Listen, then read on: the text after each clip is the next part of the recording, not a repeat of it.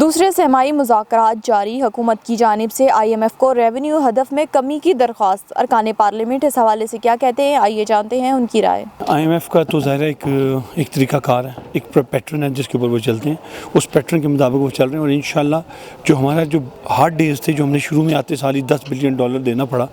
جیسے کچھ آلریڈی ہمارے خزانوں میں بھی نہیں سال لینا پڑا، اس کی ظاہر امپیکٹ آئی، لیکن اب کیونکہ چیزیں سیٹل ڈاؤن ہو رہی ہیں، اب فوکس یہ ہے کہ آپ نے دیکھا بھی 300 ہم نے ارب سینکشن کیا ہے احساس والوں کو بھی، اور اسی طرح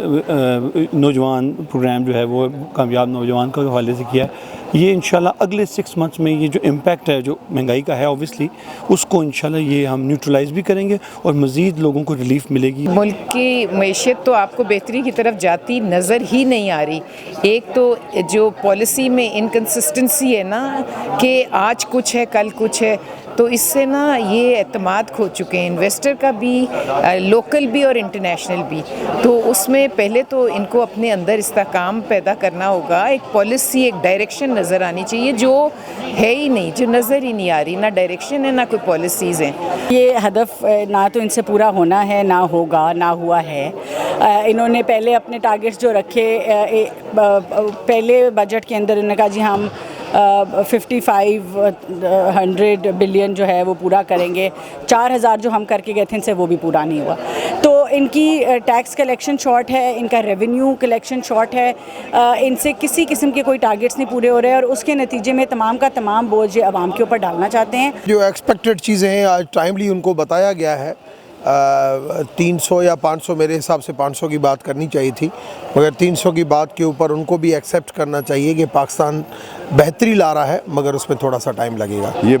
باہر سے قرضے بھی لے رہے ہیں، ان کا ٹارگیٹس جو ہیں وہ پورے بھی نہیں ہو رہے، ان ٹارگیٹس پہ کو بھی کم کر رہے ہیں، اور پتہ نہیں آئے دن تجربات کر رہے ہیں۔ جیسے شپر زیدی ان کے پاس تھا، کام کر رہا تھا، اس کو بھی وہ جو بھاگ نکلا ہے یہاں سے، کوئی وجہ تو ہوگی، کوئی صورتحال تو ہوگی جس کی وجہ سے وہ یہاں سے بھاگ نکلا ہے۔ امید کرتے ہیں کہ آنے سے ہماری اکنامی بہتر ہوگی، جب اکنامی بہتر ہوگی تو ملک کے حالات بھی اکنامیکل ٹھیک ہوں گے، مہنگائی بھی ملک میں کم ہوگی، اور ہم اپنی چیزوں پر ڈیپینڈ کرنا شروع کریں گے۔ معیشت کے 2 پہلو ہوتے ہیں، ایک پہلو ہوتا ہے جب معیشت میں عوام کے ریلیف والا پہلو، اور دوسرا ہوتا ہے معیشت کے اندرونی جو اس کے انڈیکیٹرز ہیں۔ اندرونی انڈیکیٹرز تو سارے ہی مثبت نظر آ رہے ہیں، چاہے وہ ڈالر کی ریٹ ہو، چاہے وہ سٹاک مارکیٹس ہوں، چاہے وہ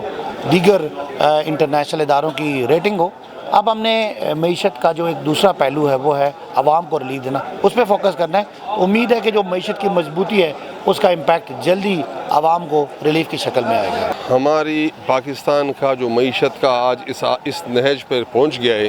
کہ لوگ خودکشیاں کر رہے ہیں، مہنگائی آسمان کو چھو رہا ہے، تنخواہیں لوگوں کے ہم دے نہیں سکتے، ہماری سینکڑوں انڈسٹریز بند ہو گئے۔ میں سمجھتا ہوں ان سب کی بنیادی وجہ IMF اور ورلڈ بینک ہے۔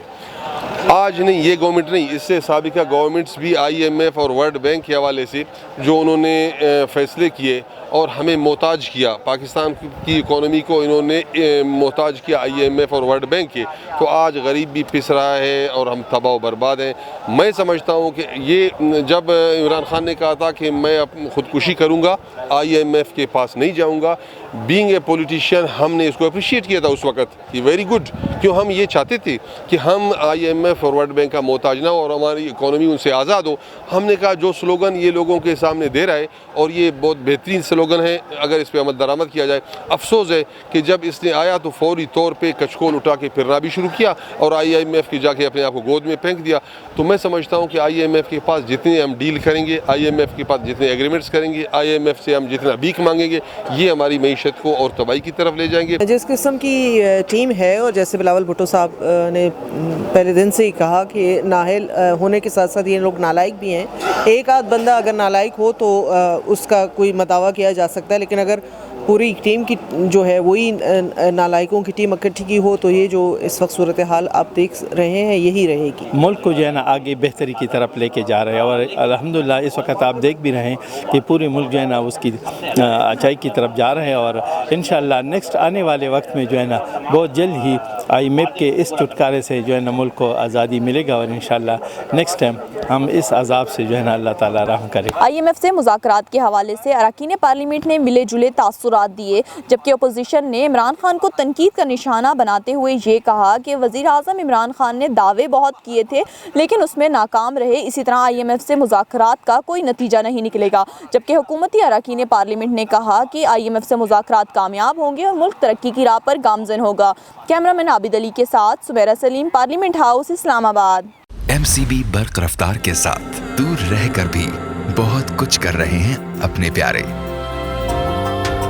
کروڑوں چہروں پر خوشیاں بکھیر رہے ہیں۔ دبئی میں ہی تو ہو گئی پاپا۔